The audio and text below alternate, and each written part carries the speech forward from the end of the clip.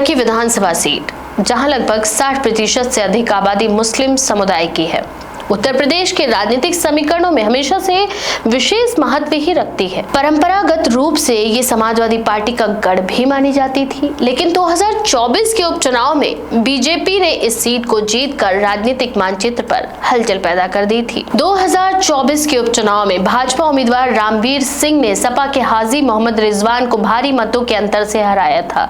ये जीत इसलिए भी अहम थी क्योंकि 31 वर्षों से इस मुस्लिम बहुल सीट पर हिंदू उम्मीदवार का जीतना लगभग दुर्लभ ही रहा था। बीजेपी को कुंदरकी में जीत दिलाने वाले प्रमुख कारणों में शामिल माना गया कि पार्टी ने स्थानीय मुद्दों पर फोकस करते हुए जनहित की योजनाओं को जोर देकर बताया। इसके साथ ही सपा के खिलाफ अपना संवाद मजबूत किया।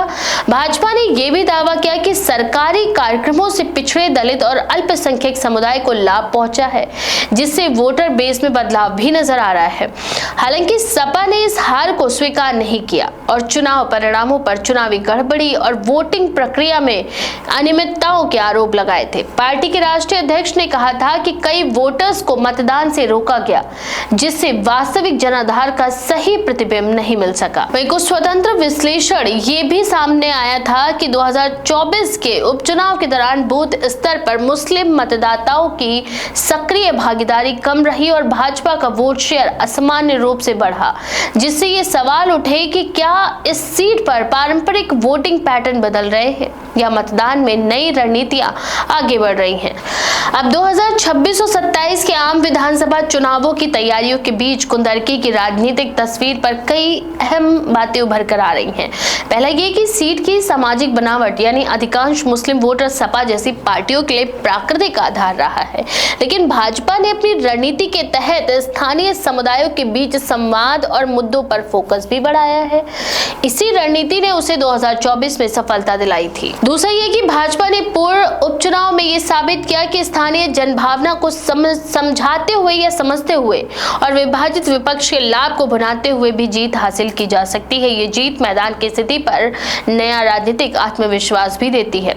और तीसरा, अगर इस बात को ध्यान में रखें कि भाजपा ने मुस्लिम बहुल असर वाले इलाकों में भी वोटर्स को अपने पक्ष में लाने के रणनीतिक रूप से काम किया है, जैसे कि स्थानीय नेताओं के बीच संवाद का प्रभाव बढ़ाना, तो आगामी चुनाव में भी ये चुनावी रणनीति किसी हद तक परिणाम को प्रभावित कर सकती है। चौथा, सपा और अन्य विपक्षी दलों के लिए ये चुनौती बनी हुई है कि वे मुस्लिम बहुल सीटों पर अपनी पकड़ और वोटरों की भागीदारी को सुनिश्चित करें, ताकि भाजपा जैसी पार्टी की बढ़त को रोका जा सके। ये चुनौती विशेष रूप से तब और बढ़ जाती है जब स्थानीय दलों के बीच मतभेद या वोटों का विभाजन होता है, जैसा कि 2024 में भी देखा गया था। इसीलिए अगर बात की जाए कि कुंदरकी विधानसभा सीट फिर बीजेपी जीतेगी या सपा के हाथ में जाएगी, तो ये कहना है कि परिणाम स्पष्ट है और मुश्किल है। 2024 के उपचुनाव में भाजपा ने जीत तो दर्ज की थी, लेकिन आगामी चुनावों में मतदाता की भूख, स्थानीय परिस्थितियां, उम्मीदवारों की छवि और चुनावी मुद्दे निर्णायक भूमिका निभाएंगे। राजनीतिक विश्लेषक ये भी मानते हैं कि 60% मुस्लिम आबादी वाला इलाका हमेशा अपने विशिष्ट सामाजिक राजनीतिक समीकरणों के कारण चुनावी नतीजों के लिए संवेदनशील रहा है और इस वजह से आगामी चुनाव में अलग अलग रणनीतियों और गठबंधनों के प्रभाव की भी पूरी संभावना है। कुल मिलाकर कुंदरकी सीट पर सपा के लिए ये एक अवसर है कि वह अपनी पारंपरिक पकड़ को पुनर्स्थापित करे, जबकि भाजपा के लिए चुनौती ये है कि वह 2024 की जीत के समीकरण को दोबारा लागू कर सके।